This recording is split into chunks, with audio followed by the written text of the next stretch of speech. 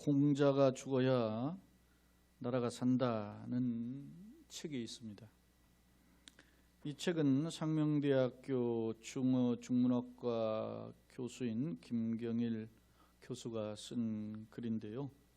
내용의 일부를 보면 한국 사회의 문제의 핵심에는 공자로 대표되는 유교적 이데올로기가 차지하고 있고, 또 때로는 시대착오적인 유교의 이데올로기와 유교의 그림자에 쇠뇌된 문화가 한국 사회를 어둡게 하고 있다라고 지적하고 있습니다. 사랑하는 성도 여러분, 요즘 젊은이들이 흔히 옛것에만 갇혀 권위주의적인 생각을 버리지 못하는 분들을 가리켜서 흔히 꼰대라는 표현을 사용합니다. 그런데 꼰대란 단지 나이가 든 5, 60대 이후에 그런 세대만을 가리키지 않는다는 점입니다. 연령과 상관없이 과거만 옳고 나만 옳고 내가 살고 있는 방법만 옳다라고 생각하면 그 사람이 바로 꼰대인 것입니다. 제가 영상으로 드리는 예배에서는 제가 언급했었는데요. 장례식에 가보면 장례식을 인도할 때 제가 460장 찬송을 종종 불렀어요. 460장 찬송이 천국에서 만나보자라고 하는 찬송인데요. 그 찬송에서 보면 그 천국에서 만나보자 그날 아침 거기서 순례자여 예비하라 늦어지지 않도록, 그렇게 찬양이 되어요. 그러면 저는 그 찬양 보면서 천국에서 정말 만나볼 걸 생각하며 적은 사람의 마음을 가슴에 담고 약간 슬퍼한 것도 사실입니다. 그런데 제가 몇 주 전에 이 찬양을 외국인이 영어로 부르는 찬양을 듣게 되었어요. 근데 그 찬양을 어떻게 부르냐면 천국에서 만나보자 그날 아침 거기서 순례자여 예비하라 늦어지지 않도록, 이 재즈풍으로 부르는 거예요. 지난 주중에 저희 어머님 일주기였습니다. 그래서 제가 우리 형과 저희 80이 이제 훌쩍 넘으신 저희 이모님을 모시고 이렇게 이 초도 예배를 드리면서 이 찬양을 불렀습니다. 다 마스크를 쓰고, 저도 마스크를 쓰고. 사랑하는 여러분, 내가 이런 생각을 해봤어요. 내가 고정관념으로 부르던 그런 찬양의 패턴도 생각을 바꾸니까 달라지더라는 거예요. 맛이 달라지더라는 거예요. 그렇다면 우리의 삶의 현장에서 꼰대 의식을 가지고 신앙생활하는 모습은 없을까? 신앙의 생활 속에서도 한국 교회 상당수가 소위 60, 70년, 80년, 90년대를 거치면서 한국 교회 팽배했던 신앙의 그 행태가 뭐냐면 기복주의, 구복주의, 공로주의, 그리고 현세 축복주의가 있어요. 어떤 현세 보상주의가 많다는 거죠. 내가 열심히 충성하고 열심히 봉사하고 열심히 헌금하고 열심히 기도했더니 이렇게 은혜를 주셨다. 내가 어떤 성경을 얼마나 읽고 내가 며칠 동안 기도를 했더니 40일 기도를 했더니 이런 은혜를 주셨다. 이런 보상적 공로주의가 많단 말입니다. 물론 성경에서는 인과응보적 신앙에 대한 말씀을 여러 곳곳에서 말씀해요. 그래서 무엇에서 심든지 그대로 거두니까 우리가 하나님의 선한 충성된 신앙을 신으면 그런 열매를 거두게 하신다는 것이 성경의 약속이에요. 그러나 반대로 반드시 꼭 그렇다고만 하지도 않는 부분이 있습니다. 충성했는데, 헌신했는데, 목숨을 내걸고 희생했는데, 그런데도 불구하고 세상에 손가락질 받고 그런 경우가 있어요. 그런데 그것은 언제 보상을 받느냐? 요한계시록 보니까 일찍 죽임을 당한 성도들이 주여 우리의 그 억울함을 해결해 주신 때 언제입니까? 그러니까 마지막 주님의 이 땅에 오시기 전에 그런 역사들이 벌어지는 거예요. 우리를 공격하고 내려가고 넘어뜨려서 사탄의 괴가 한순간에 몰락하게 되는 것임을 성경은 보여주잖아요. 자, 그렇다면 우리는 이런 두 가지의 어떤 신앙관에서 어떤 생각을 가지고 신앙생활을 할 것인가? 앞선 60, 70년, 80년대 이때 교회 팽배했던 어떤 현실 축복주의 신앙관을 여전히 고수할 것인가? 아니면 성경으로 돌아와서 예수님을 본받고 예수님을 따라가려고 하는 신앙의 마음과 가진 자세를 가지고 살 것인가? 오늘 저는 다니엘서 1장 8절로 16절 말씀을 통해서 하나님을 기쁘시게 했고 또 하나님께서 귀하게 사용하셨던 믿음의 인물들에 대해서 살펴보고자 합니다. 그렇다면 과연 하나님께서는 어떠한 사람을 기뻐하시고 그들에게 복을 주시고 또 사용하셨을까?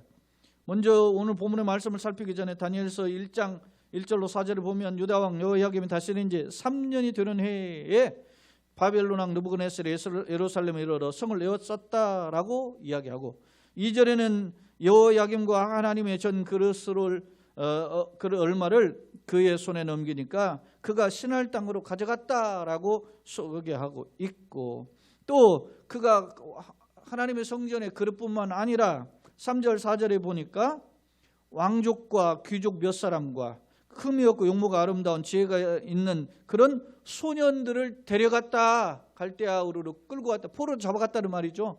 그렇게 성경은 기록하고 있습니다.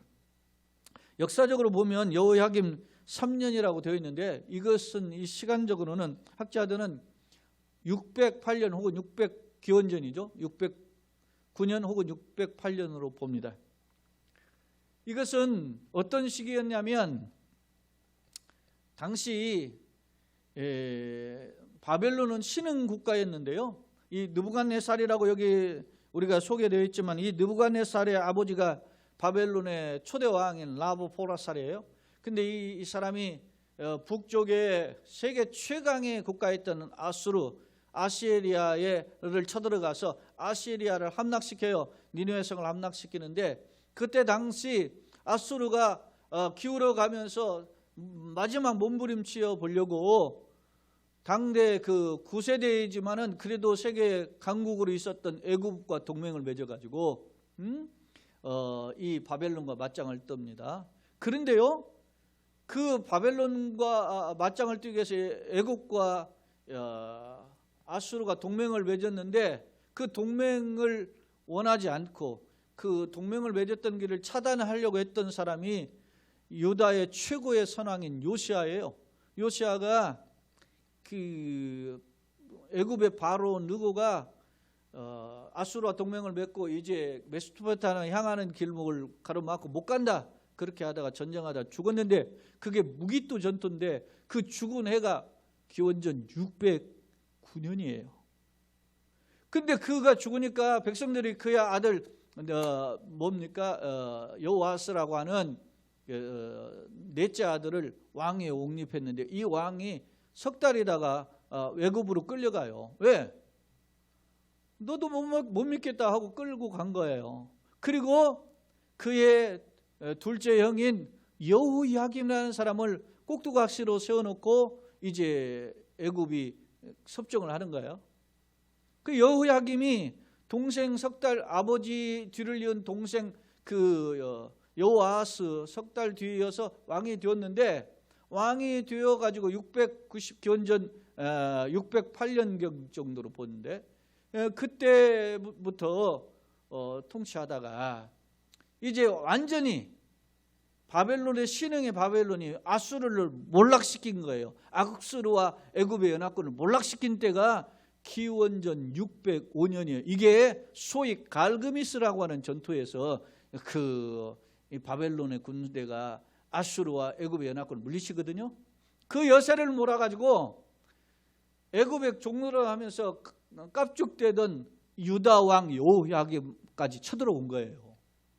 쳐들어와가지고 요놈의 자식들 까분다 해가지고 성전에 있는 성전 그릇들과 그리고 당시 이스라엘 민족의 백성들, 왕족과 귀족과 네로라는 가문들의 사람들을 끌고 갔단 말이에요. 이게 바벨론 1차 포로의 시작이에요. 이때 이 소년들을 끌고 갔는데 이 소년들 중에 다니엘과 세 친구가 있었단 말입니다. 그 내용을 오늘 1절로 4절에서 보여줘요. 문제는 이 바벨론 왕의 느부갓네살이 자기의 갈대아우르로 끌고 가서 뭐라고 하느냐. 4절에 보면 곧 흠이 없고 용모가 아름다우며 모든 지혜를 통찰하며 지식에 통달하며 학문에 익숙하여 왕궁에서 설만한 소년을 데려오게 하고 그들에게 갈대아 사람의 학문과 언어를 가르치겠다. 그리고 5절에 보면 왕의 음식과 왕의 포도주를 먹게 했는데 이런 훈련의 기간이 3년 동안 지속되었음을 알 수 있습니다. 주목할 점은 바로 이러한 바벨론의 정책은 뭐냐면, 바벨론의 세상을 정복하려면 바벨론식의 생각과 언어와 음식 문화를 하는 그런 사고를 가진 사람으로 포로의 식민지 중에 또 걸출한 이런 어떤 젊은이들을 양육했던 거예요. 그 소위 바벨론 동화 정책인데, 바벨론 동화 정책에 누가 해당이 되었느냐면 오늘 다니엘과 그의 세 친구가 해당되었음을 알 수 있어요. 심지어 7절에 보면은 그 환관장이 그들의 이름을 고쳐 다니엘은 벨드사살, 하나냐는 사드락, 미사엘은 메삭, 아사랴는 아벳느고라고 이름까지 바꿨어요. 여러분, 우리가 일제 식민지 생활을 할 때 일제가 어떻게 했습니까? 창씨 개명 이름을 바꿨잖아요.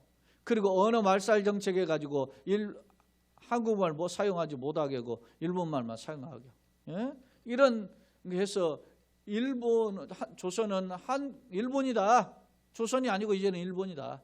이렇게 생각하게 만드는 겁니다. 그의 상당수가 거기에 살아남기 위해서 동원됐잖아요. 오늘날까지도 그게 말이죠. 한일 합방이 1910년도인데 지금 2020년이잖아요. 110년이 흐른 데까지, 그때부터 한일 합방제 36년 동안 그 식민지를 하면서 그 일본적 사고, 일본적 생각, 일본적 문화 패턴으로 살았던 사람들의 생각이 아직도 100년이 넘는 동안 우리 가운데 있으니까 그거 뜯어내자고 난리 아닙니까 지금. 그런데요, 바로 이러한 때 다니엘과 이 세 친구는 어떤 모습을 취했는가. 오늘 1장 8절에 보면 다니엘은 뜻을 정하여 왕의 음식과 그가 마시는 포도주로 자기를 더럽히지 아니하리라 하고 그랬어요. 뜻을 정했다는 거예요. 다니엘은 뜻을 정했다라고 했지만 사실은 뒤에서 보면 10절, 12절, 13, 14, 15, 16절 계속 보면 너희, 종들, 그 다음에 그들 뭐 이렇게 반복되어 있어요. 그러니까 다니엘 혼자가 아닌 다니엘과 그 세 친구가 함께 뜻을 정했음을 알 수 있어요. 어떤 뜻을 정한 겁니까? 여기 보니까 8절에 뭐라고 합니까? 자기를 더럽히지 아니하도록 환관장에게 구했어요. 뭘? 왕의 음식과 포도주로 자기가 더럽히지 않기를 원했던 것입니다. 그렇다면 왜 왕의 음식과 포도주를 먹지 않도록 요청했을까? 당시에 왕이 먹는 음식은 바벨론 신전에 바쳐진 제사 음식이란 말입니다. 예? 그러니까 그 신전에 바쳐진 음식을 사 먹는 경우 혹은 그냥 가져다 먹더라도 그것은 어떻게 해요? 그 신전의 제사에 동참하는 결과를 갖는다라는 의식이 강했어요. 오늘날 우리도 제사대로 제사밥 그렇게 먹잖아요. 그게 제사를 누가 먹습니까? 그 장손이 먹고 그러잖아요. 근데 그 제사를 동참한다 그랬어요. 예전에 제가 어렸을 때 신앙생활 할 때 남의 집 제사 음식이 있으면 나 교회 다니니까 안 먹는다고 하고 그랬던 기억이 있어요.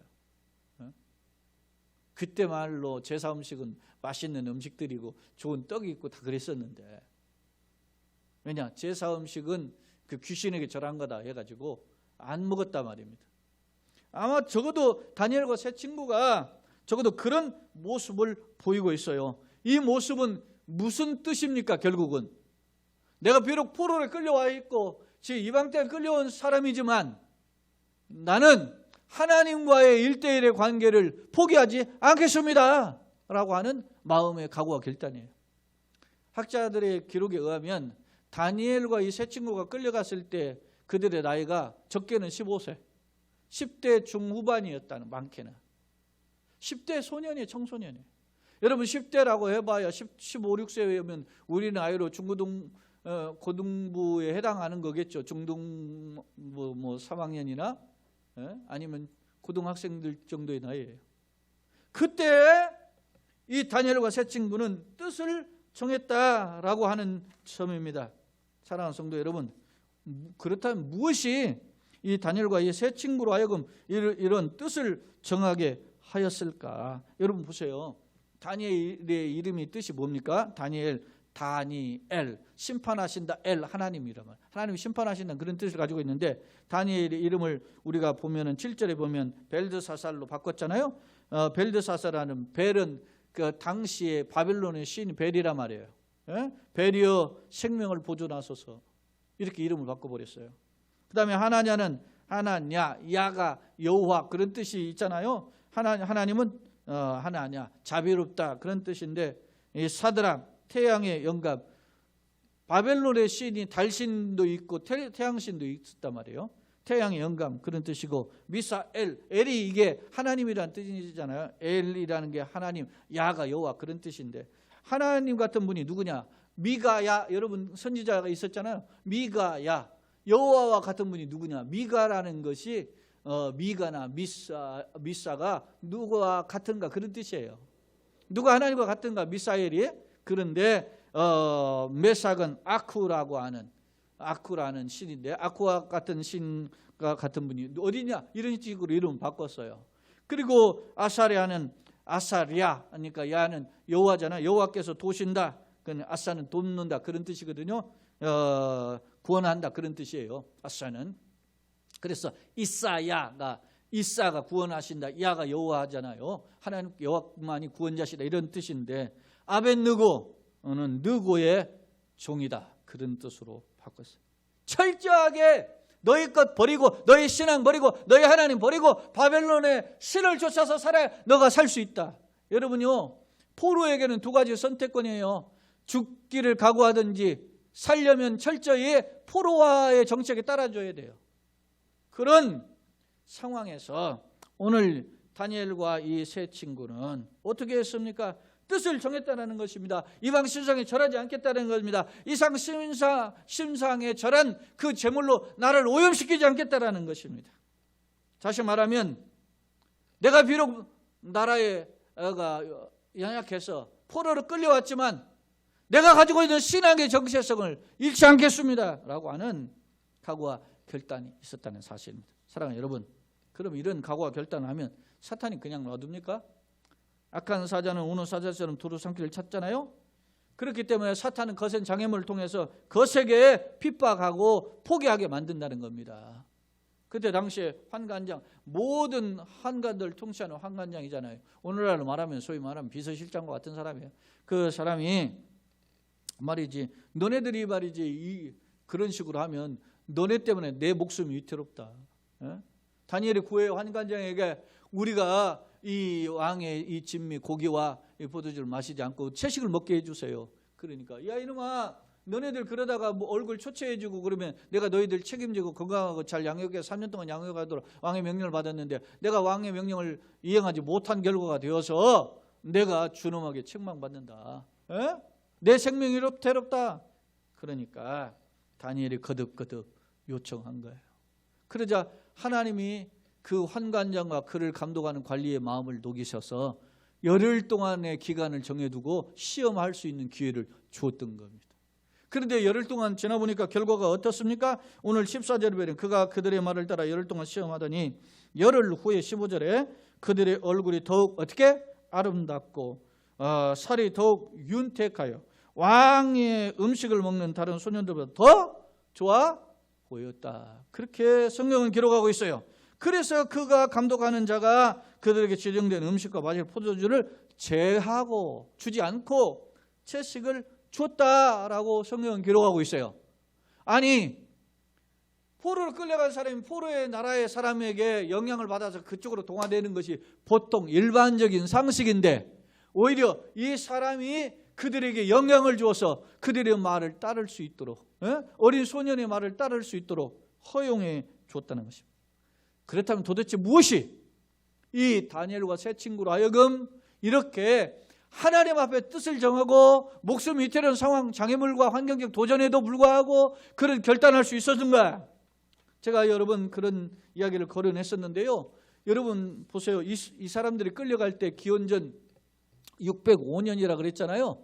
그런데 앞서 요시야 왕이 무기토의 전투에서 죽은 전사한 해가 609년이에요. 4년 전에. 그러니까 이들이 최소한 15세 이후라고 봤다면 10세 초반이나 아니면은 초등학교 시절의 나이는 8, 9세 이럴 때, 아니면 그보다 더 어렸을 때 유치원 때부터 누가 요시야 왕이 통치하는 통치의 시절에 백성들에게 율법을 강론하고 율법을 책을 또, 여러분요, 요시야 왕이 25세 율법책을 발견하고 막 옷을 찢고 하나님 앞에 휘통해 잡으겠어요.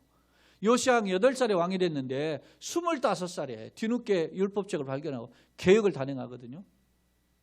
그런 마지막 오로지 하나님을 바라보았던 그 왕이 그 개혁을 단행할 때 모든 백성이 다 따라준 건 아닌데,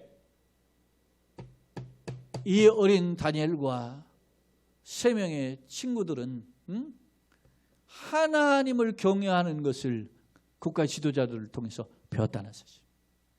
여러분, 아이러니가 아닙니까? 요시아의 왕인 요아스, 백성의 임금으로 세웠던 요아스도 석 달 동안 악을 행하다가 끌려갔고, 그의 뒤를 이었던 형 여호야김은 요시아의 둘째 왕인데, 둘째 아들인데, 이들은 11년 통치를 했는데 여호보시기에 악을 행했단 말이에요. 여러분, 자기 아버지를 죽인 사람이 애굽 왕이잖아요. 자기 동생을 끌고 간 왕이 애굽이에요. 그런데 자기를 세운 왕이 누구예요? 애굽이라고 해서 애굽에 꼭두각시를 한 거야. 자기 목숨을 유지하기 위해서 꼭두각시 노릇을 해요. 역대 36장 6절에 보니까 이 11년 만에 이게 그 쇠사슬에 끌려갔다 이렇게 표현되고 있는데, 이 여호야김 25세 왕이 되고 11년 만에 그 쇠사슬에 끌려갔다 표현하니까 36세 왕을 그만둔 거예요. 오래 해먹지도 못했어. 그런데도 불구하고 그가 마치 천년 만년 왕노릇 할 줄 알고 하나님 버리고 세상 쫓아서 살았단 말입니다. 여러분, 지난 주중에 수요예배 때 살펴봤지만 여호야김이 어떤 줄 아십니까?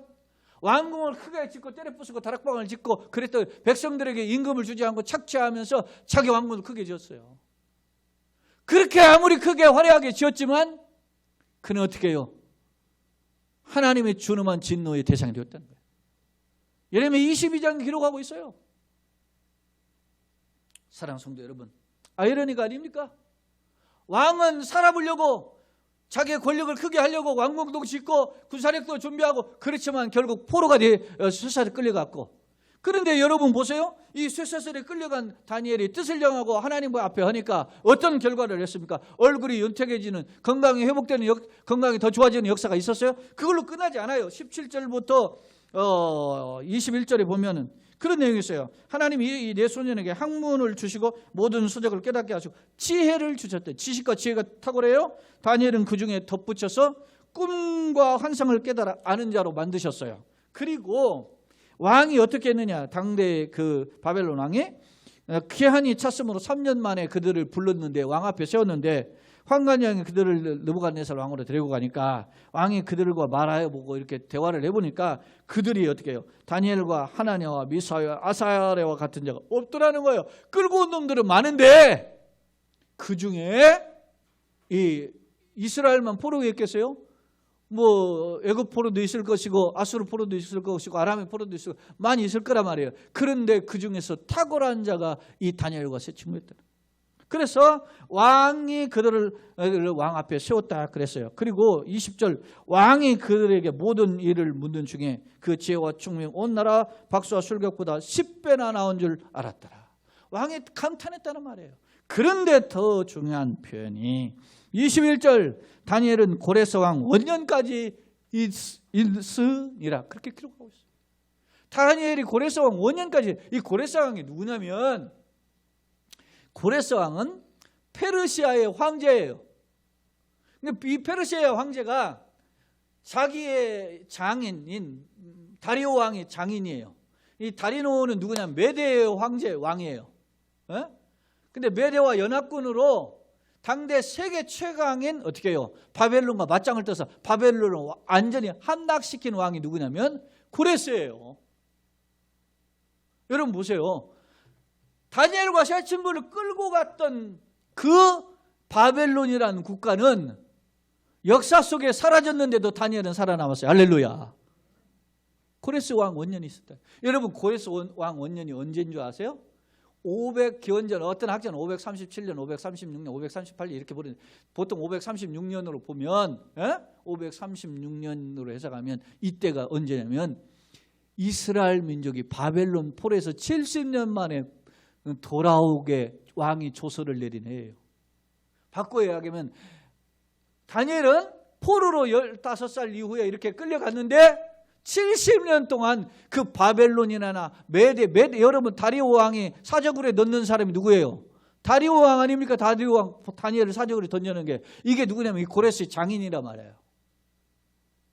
그런 통치에서도 살아남고 왕의 조서가 찍혔는데 하루 세 번 기도하고 그러면서 하나님을 경외했던 사람이 다니엘 아니었습니까?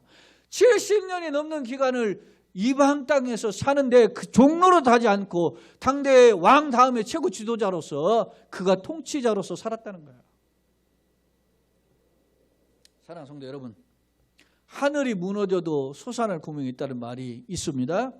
그런데요, 여러분, 오늘 우리가 지금 사방에 우겨쌈을 당하는 상황입니다.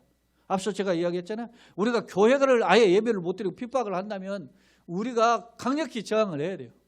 그런데 지금 교회를 통한 별미가 세상에 있어지고 세상의 소금과 빛의 사명을 감당해야 될 상황인데 그렇지 못하고 교회가 물론 침소봉대 뻥튀기 한 그런 부분이 없잖아요. 있지만은 욕을 먹는 상황이고 더 욕을 먹는 상황이 어떤 상황입니까? 신천지보다 더 허다라는 상황이잖아요.